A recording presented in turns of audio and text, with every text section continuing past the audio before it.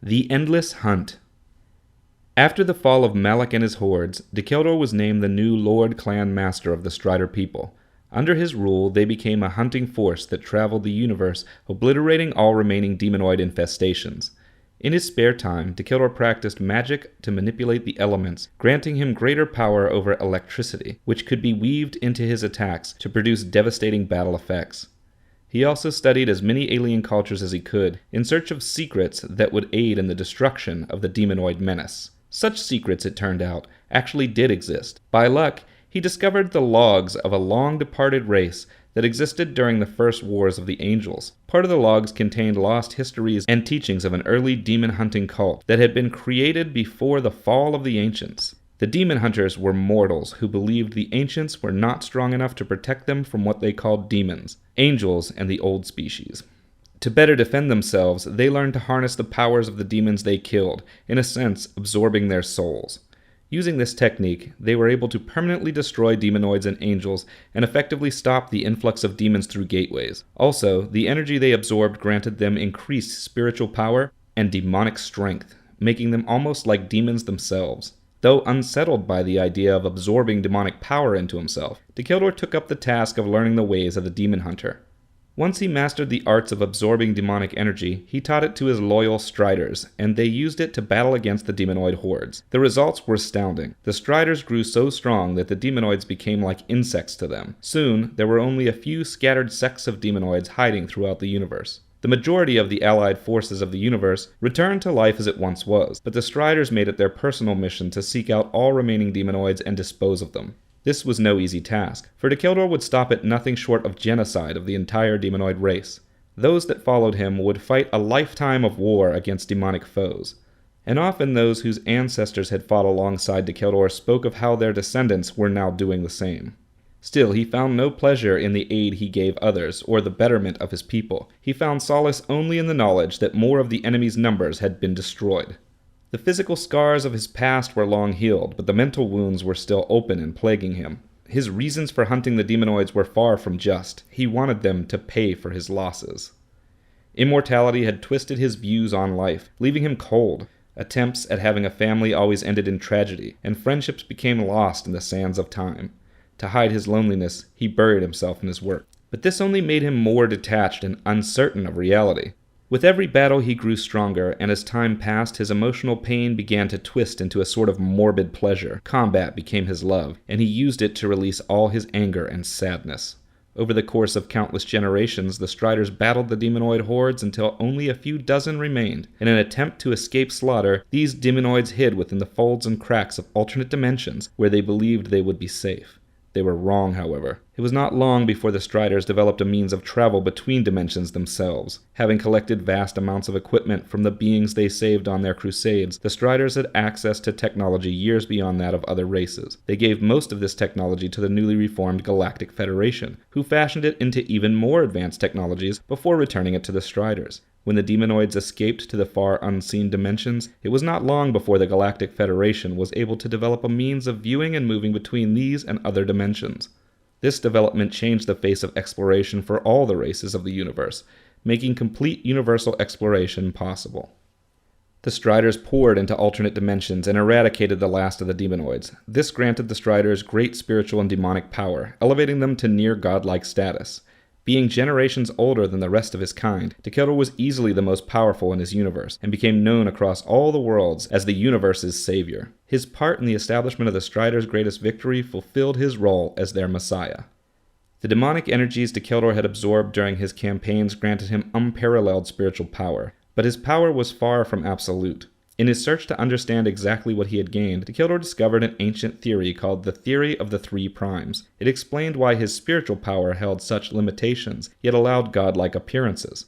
This theory claimed that there were three great powers in the cosmos, under which all energies were divided: the physical, the spiritual, and the temporal.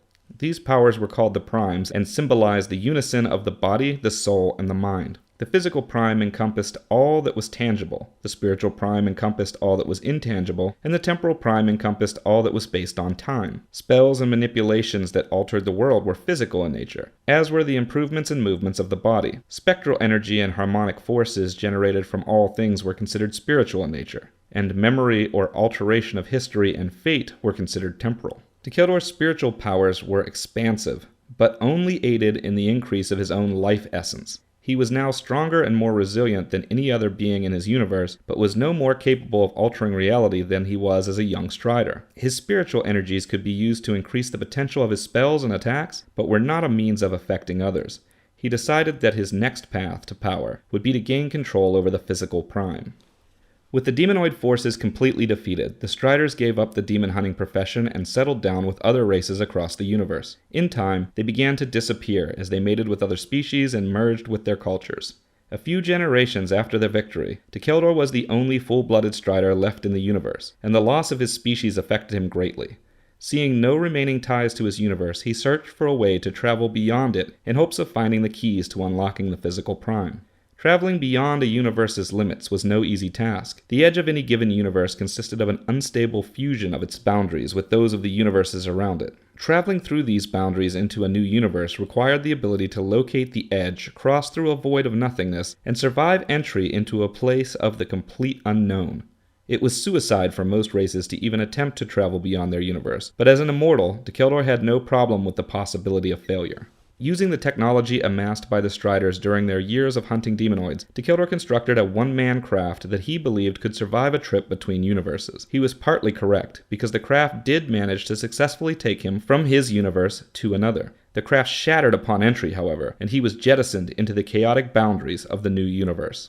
Eventually, he was tossed into open space, and the harsh effects of the surrounding repeatedly tore his body apart. The absence of pressure caused his body to pull itself in all directions, while 0-degree temperatures simultaneously burned and froze his flesh. His curse painfully healed all the damage, but did not stop the process from reoccurring. He spent countless hours drifting through space, his body continuously exploding and reforming. Luckily, a powerful race of beings that existed near the edge of the universe discovered him and decided to rescue him. They were explorers who had long ago gained the ability to travel through space without the need for ships or technology. Recently, they had become interested in the possibility of traveling between universes, and during a study of the boundaries of their universe, had discovered Dacheldor in his current state. After saving him from the vacuum of space, the beings offered to teach him their space-traveling techniques in exchange for his knowledge of traveling from one universe to another.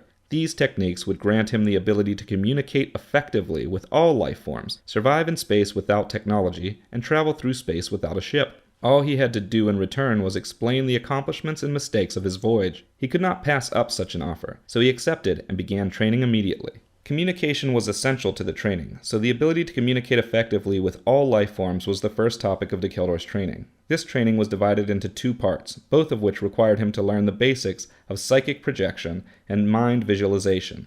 First, the beings taught him to translate the language of others as they were spoken. By reading the surface thoughts of those speaking, he could hear what the words meant instead of the words themselves. Once he had mastered this technique, the beings taught him to communicate using a form of thought transfer. While speaking in his native tongue, he could project a translated version of what he was saying directly into the minds of others, so that it would seem as if he were speaking their native language. Combining these 2 abilities, he could communicate with every living being that had some form of language. Dacheldor's rescuers next trained him to survive in space. They taught him to construct a pressurized bubble around his body, which held its own environment inside, producing its own heat, pressure, and atmosphere in order to protect its creator.